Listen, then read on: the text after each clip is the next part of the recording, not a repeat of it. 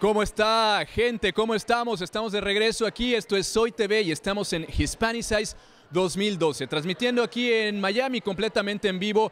Mucha gente, muchos invitados y ahora tengo el gusto de presentarles a Lance Rios. Lance es presidente y fundador de Being Latino y nos va a explicar qué es esto.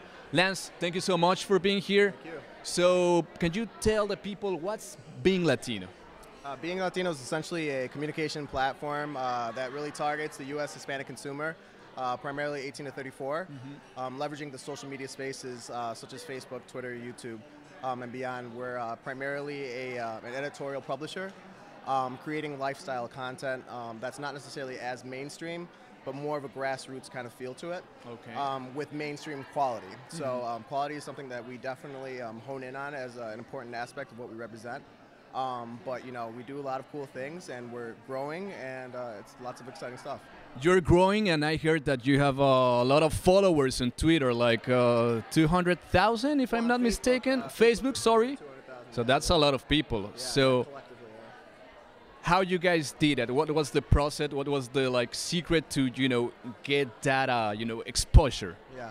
Well, I mean, for us, again, it's going back to quality. If you put something out there, a great product out there, you're definitely going to get traction, So we've always focused on the quality aspect and creating content that's relevant to the U.S. Hispanic audience, primarily second, third generation that isn't necessarily reached out to as often, to prove to the fact that, yeah, we're doing something that's not necessarily in language traditionally, but it doesn't mean that we hold any of our values any lesser than anyone who's speaking primarily Spanish. We're just more acculturated as we are U.S. born. So, that's been something that's just it's grown because of the fact that there is an audience there. And there's also an application, right? Am I correct? Yeah, so we're developing our full mobile app currently, but we are built out for mobile right now. In the next few months, there's going to be an entirely built out collective application that's going to show all of our website material, but additionally all of our social following. So if you want to see what's going on Facebook, you click through the Facebook application or icon within the application, Twitter, YouTube, and it shows up and it populates the streams accordingly.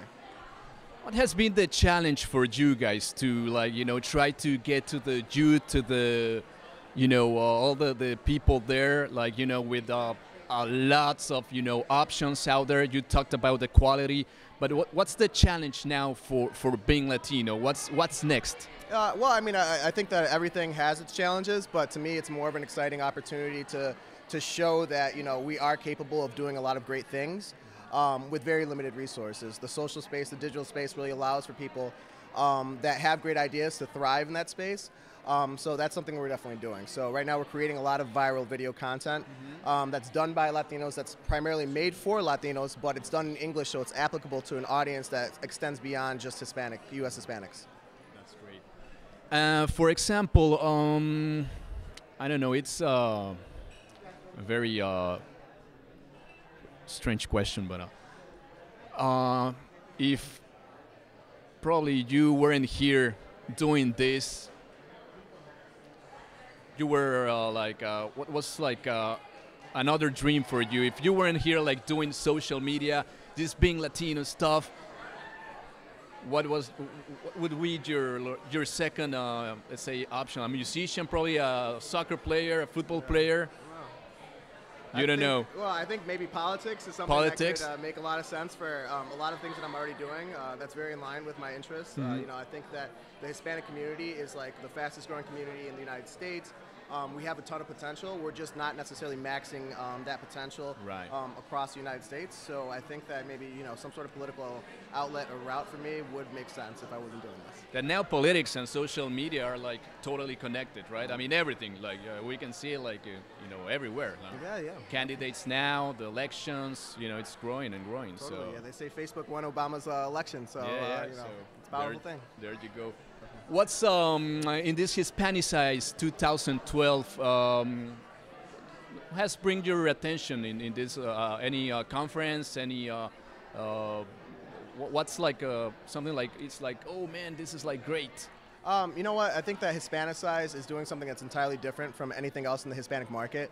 The fact that they're able to marry traditional forms of media like marketing, public relations, and then add certain components like film and music to it, really creates an exciting type of environment that doesn't seem so conference-like. So I think that it's creating the ability to have our own South by Southwest type of look and feel to it.